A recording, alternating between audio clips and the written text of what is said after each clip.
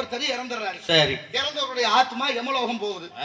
யமதர்மனை பார்த்து கத்துறான் கிடந்து, எதுக்கு அதுக்குள்ள என்ன உயிரை புடியாந்தா? ஆமா, நான் கொஞ்ச நாள் வாழ்ந்திருப்பேன் பூமியில, எவ்வளவு வேலை இருக்கு எனக்கு, பிள்ளைகளை கட்டி கொடுக்கல, சொத்து சம்பாதிக்கல. அவர் சொன்னாரு, யமதர்மே விதி முடிஞ்சு வச்சுன்னா இங்க வரணும். வந்தாச்சு, இதுக்கு மேல புலம்பாது, உட்கார்ந்து இறைவனை நினைச்சு தியானம் பண்ணு, உட்காருன்னாரு. உனக்கு மனசு கேட்கல, உட்கார்ந்தே இருந்தேன். அப்படியே அழுக வருது, அப்படியே பாக்குறான், பூரா கடிகாரமா மாட்டி இருக்கு. நிலை கடிகாரமா யமலோகத்துல கடிகாரம் மாட்டி கிடக்கு. ஆமா, அவன் கேட்கிறான், எதுக்குயா யமலோகத்துல கடிகாரம்னு கேட்டேன். யமதர்ம ராஜா சொன்னாரு, யாரெல்லாம் பூலோகத்துல இருந்து வர்றாங்களோ, யாரு வரப்போறாங்களோ அவங்களுக்கு எல்லாம் கடிகாரம் மாட்டி வைப்போம்னு சொன்னாரு. எதுக்கு ஏன் மாட்டி வச்சான்னு கேட்டேன். இது என்ன, யார் யார் எவ்வளவு பொய் சொல்லிருக்கான்னு தெரிஞ்சுக்கணும்னா கடிகாரம் ஓடுற பார்த்தா தெரிஞ்சுக்கலாம்டான்னு. அது எப்படி தெரிஞ்சுக்குவீங்க? இப்ப உங்களுக்கு பயம் வந்துருச்சு. அப்பனா எனக்கு ஒரு கடிகாரம் மாட்டி இருப்பீல. ஆமா, காட்டுங்க. எந்த கடிகாரம்? இந்த ஓடுது வர்றா இந்த கடிகாரம் தான்னாரு. அது பார்த்தா நேரத்தை தாண்டி கடமுடான்னு ஓடிட்டு கிடக்கு. பயம் வந்துருச்சு.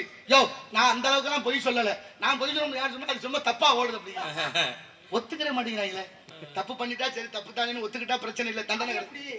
அது வேர்க்க மனசு இல்லை இல்ல, தவறே செஞ்சாலும் சரின்னு பேசுறானுங்க, விளங்குவானா? இப்ப யமதர்மன் கடிகாரத்தை பார்த்துட்டு சந்தேகப்படுறேன், நம்மளும் போய் சொல்லியிருப்போமோ, இந்த அளவுக்கு ஓடுது. ஆமா, பக்கத்துல ஒரு கடிகாரம் ஓடாம இருந்துச்சு.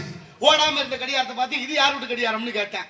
அதுதான் அன்னை தெரசா அவருடைய கடிகாரம்னு சொன்னார் யமதர்மன். அன்னை தெரசாவா? பொய் சொல்லலையா? ஓடாம இருக்கு, எப்படியா அது சாத்தியம்?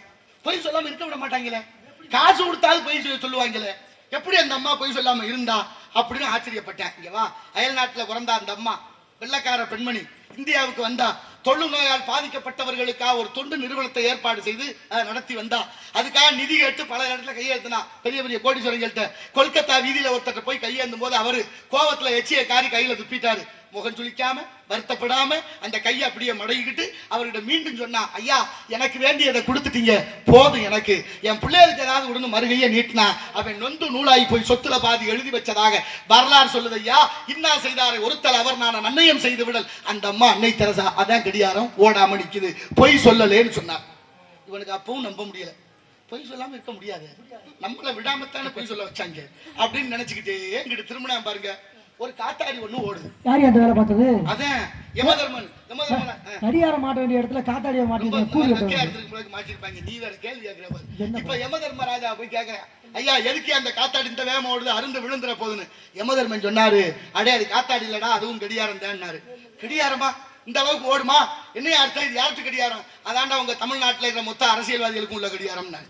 அம்புட்டு பேரும் புழுகுறானே, கொஞ்சமாவா புழுகி இருக்கிறாங்க, இன்னமும் புழுகுறாங்க. 79 ஆண்டு சுதந்திர இந்தியா, இவனை மாத்தி அவன், அவனை மாத்தி இவன், இவனை மாத்தி அவன், நாடு குட்டிச்சவரா போச்சு.